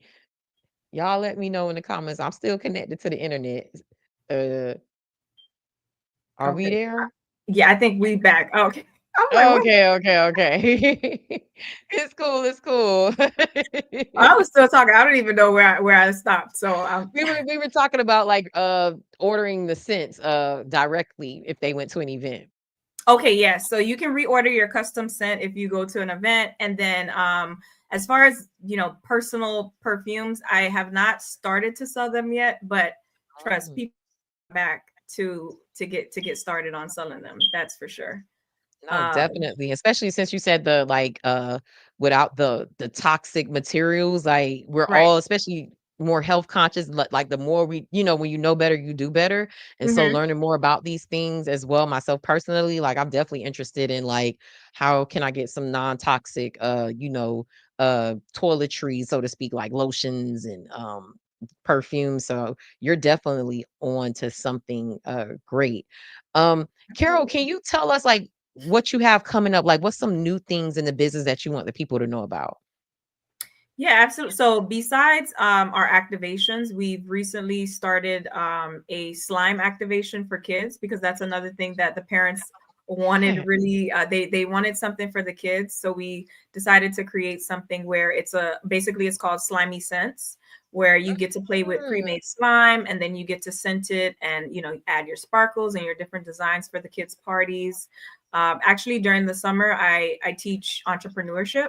So it's also a fun thing that I do with the kids. We do it's a summer program that I created where I teach them about a product-based business. They create their own products, and then at the end we get to sell them at like a farmer's market that we set up at the end of the program. So I think that's super fun, and it's just amazing.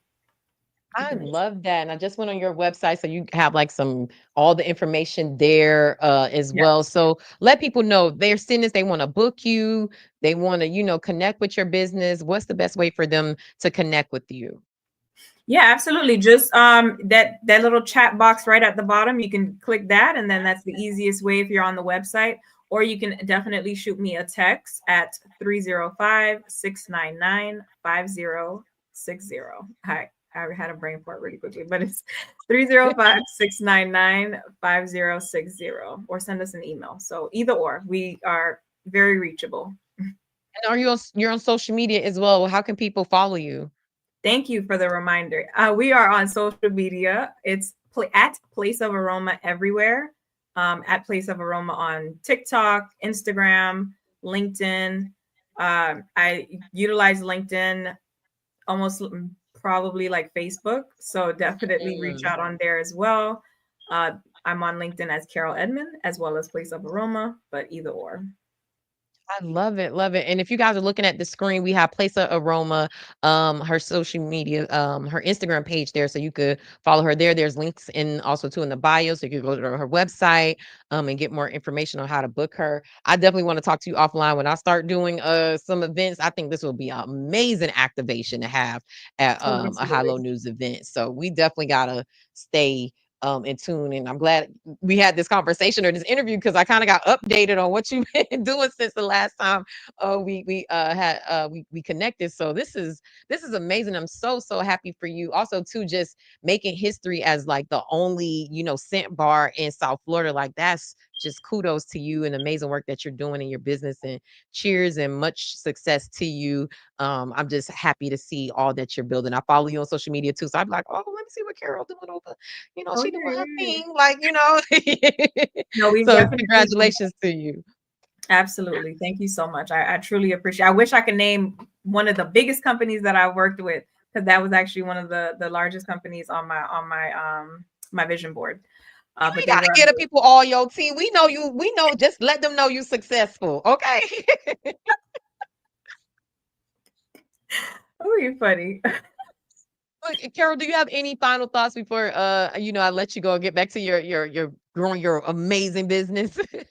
Yeah, absolutely. So I actually go back to your previous guest, Matthew. I actually did attend the HBCU picnic a few years back. I was a vendor. I had my candles out there and doing different things. So it's absolutely a great event to attend. If you are a vendor and you're looking to sell things, or if you're just looking to network, it's truly a packed out event. So for sure, definitely check them out as well. So, besides that, I guess that was the only thing that I had to say. And I really also want to say thank you so much for allowing me on your platform and to engage with your audience. I truly appreciate it. I hope your audience are just like me. I'm sure they are, because like I said, your station is amazing. I absolutely love to gather information from you because I understand it. Thank you. That is the kind of, it's kind of like market research in real time. So I appreciate you giving me that feedback and those kind words. And Carol, look, you're a friend of the show. Also, too, you know me in real life. So if you have news or any events or any initiatives or any information that you want to share with our audience, please come back on the show. I would love to have you break it down. And also too, I just think this is so cool. I cannot wait to have this at an event. I feel like my friends and my people will be just going up for this. I think this is so cool. So kudos to you again for this amazing business that you started. Absolutely. Thank you so much again. I appreciate you. No, of course. Definitely come back again. Okay. Absolutely. I'm tuned in. I don't think the show ends, so I'll be in the background. Thank you, Carol. You're amazing. And thank you so much for sharing your entrepreneurial story with us. Of course. Have a great one. Bye. Thank you. Man, we had some amazing people today. Shout out to Carol. That's a unique idea to do a scent bar. I've gone to events and you can do artwork, or you can make, some type of tchotchke while you're there. But I actually wear perfume. The fact that I could do my own custom scent leaving an event, and I could reorder it with her. That is such an amazing idea. Y'all see what? And Carol, she's from Miami-Dade. She's homegrown. Y'all see the amazing ideas and businesses that is coming from our community. Don't let them people tell us we ain't great. Don't let them people try to put us down. We the ish. And they know it. Y'all, this has been a great day with our guests. We're going to get into our final story. I'm going to get this up for y'all. Just trigger warning. It is a sensitive subject dealing with the sexual assault, or, oh gosh, we're not monetized, so y'all already know how that go. But of a minor. And so I'm trying to be very delicate with how I talk about this, because of the sensitive nature of what happened, but also to the fact that I personally know the party involved in this, the victim's family. And so I just definitely want to be mindful of, that, and not, trigger their family. But I wanted to talk about the statement that Commissioner Bastien that she released about this, because this is in her district. And I want to do also too, I want to dig into this because I don't know, I'm going to verify this information, but it was shared with me that they were, because of budget cuts, that Gwen Cherry Park doesn't have as much police patrol there as they had in the past. And so let me read this statement from Commissioner Bastien, and we'll get into what this is and what this means for the community. So Commissioner Bastien released this statement on the sexual assault. Am I supposed to say essay? I think it's, y'all let me know the correct way, because I know people on YouTube don't say it out aloud. So on essay at Gwen Cherry Park, my heart is shattered by the senseless violence inflicted upon the innocent 11-year-old girl Tuesday evening at Gwen Cherry Park. This reprehensible act is a tragic violation of safety in our community, and my deepest sympathy goes out to the innocent child and her family during this unimaginable, difficult time. My office has been in close contact with the family to extend our full support as we begin the healing journey. No child should ever suffer like this, and their well-being remains our top priority. We are working hand in hand with the Miami-Dade Sheriff's Office. In the wake of this trauma, we are reviving park safety and protocols to ensure these spaces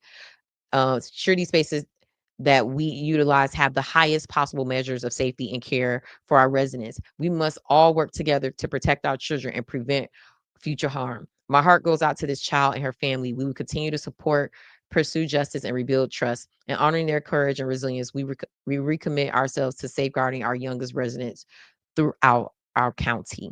And this is from Commissioner Marleine Bastien, speaking about the horrible event that happened on Tuesday at Gwen Cherry Park. That is a staple in the community. It's a place where summer camps and football camps and the community gathers, for years.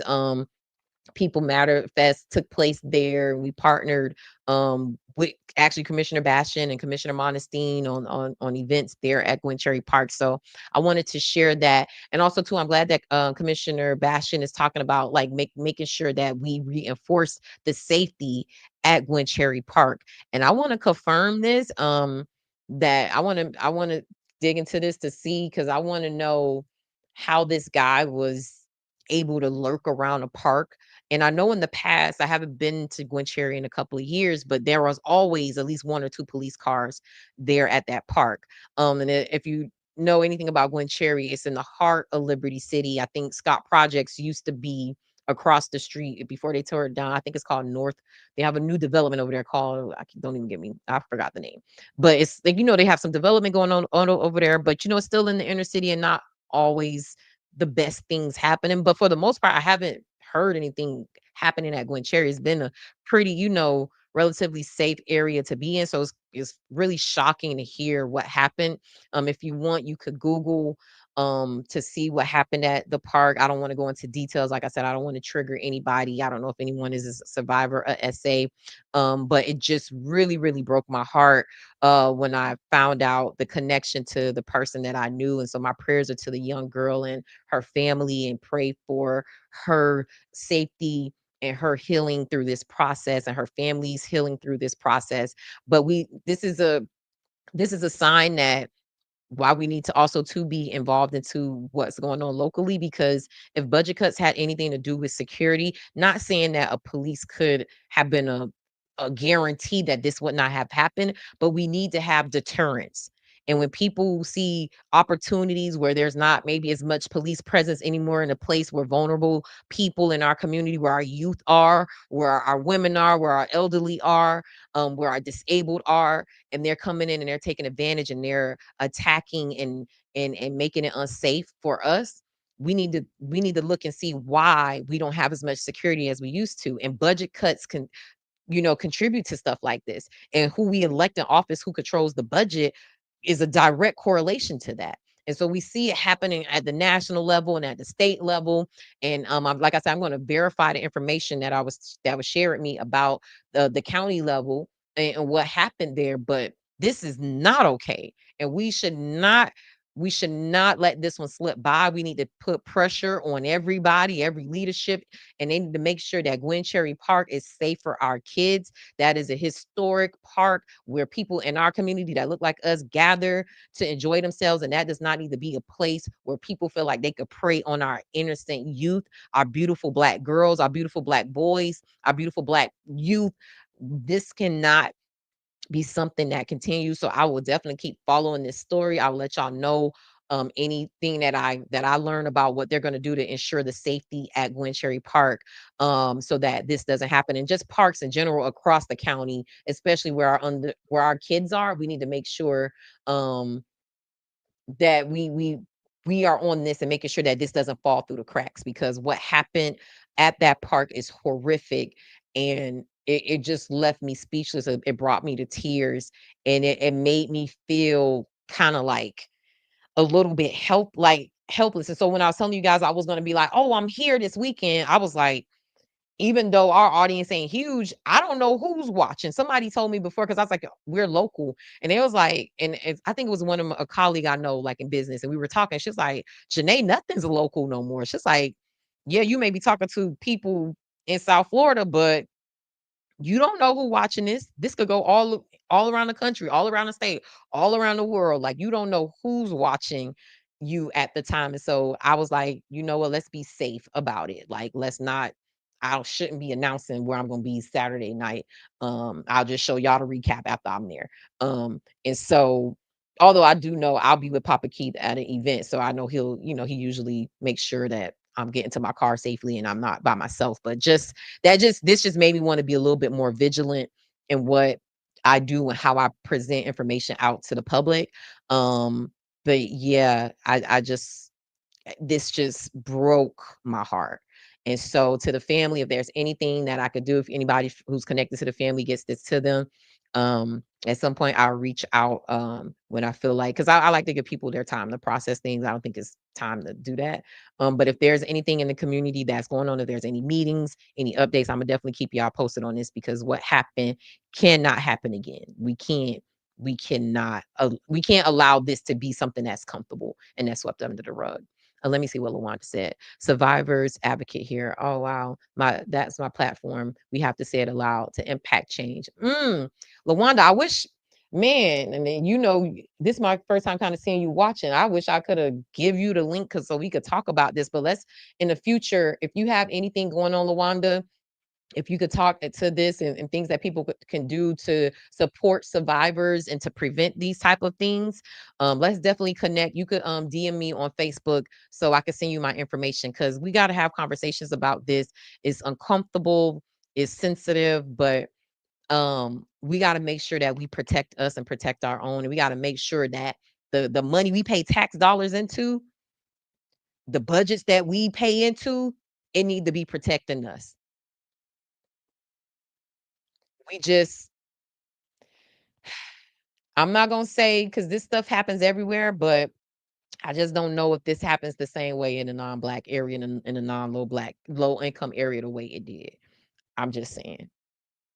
And I feel like whatever, and also too, I feel like if this would have happened in a more affluent area, whatever their response would be to that, and we know they would have they'll have a National Guard down there.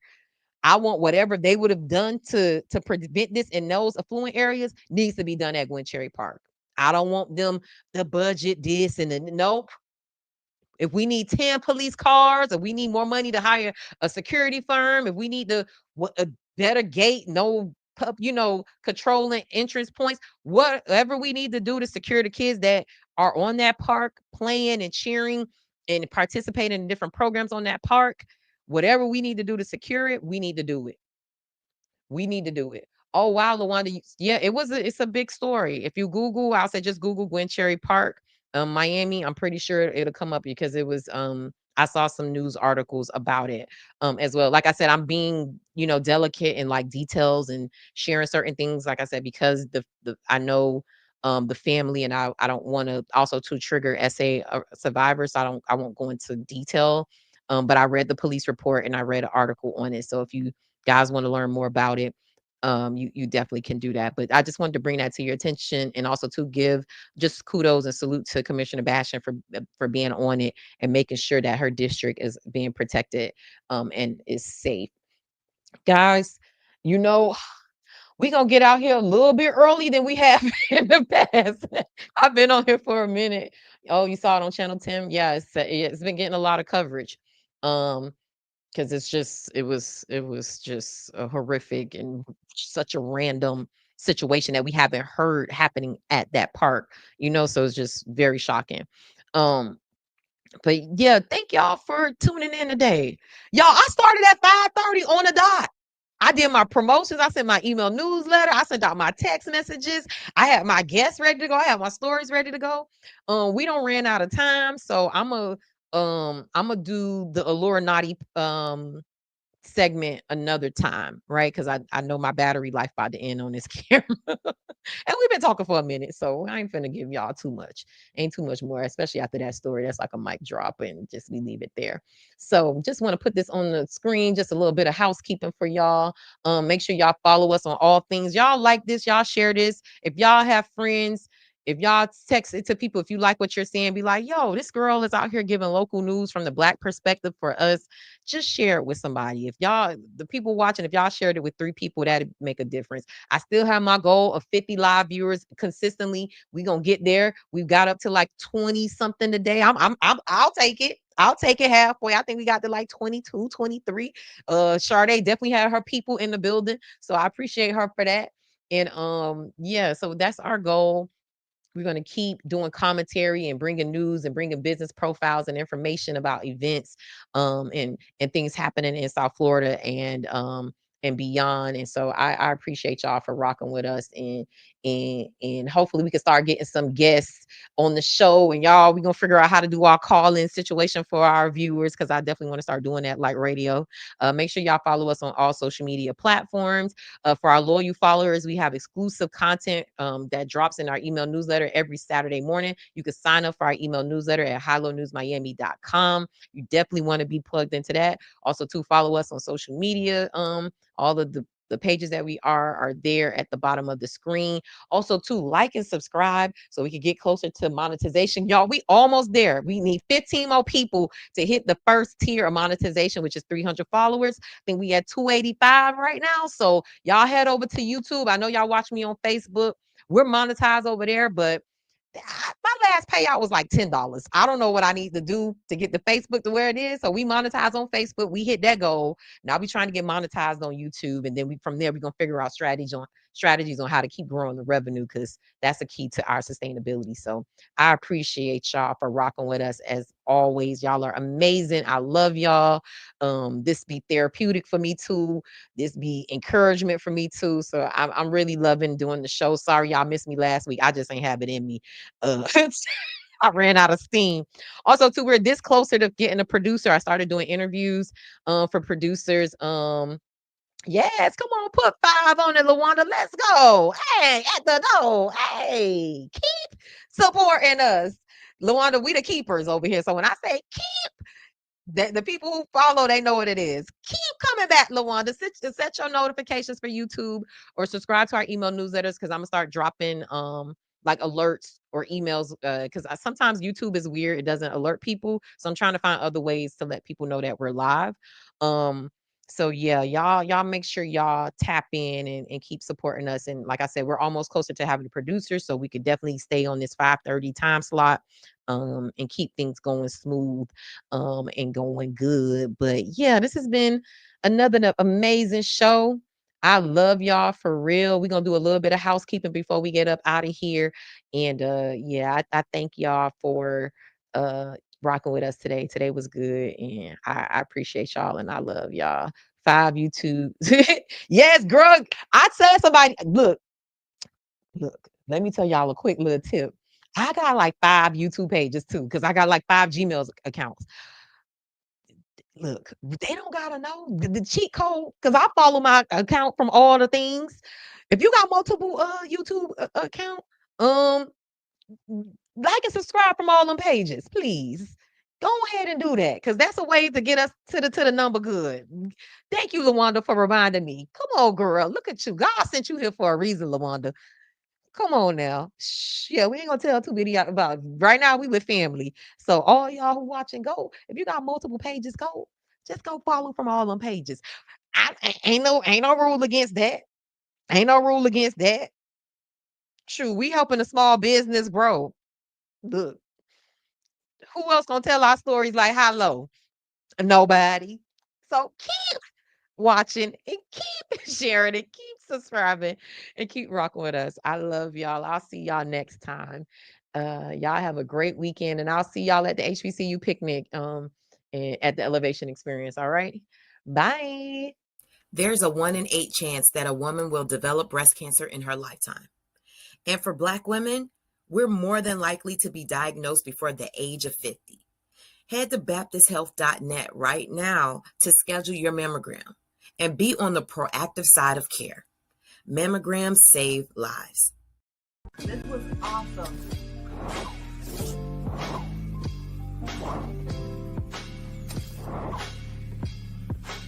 Thank you for tuning in.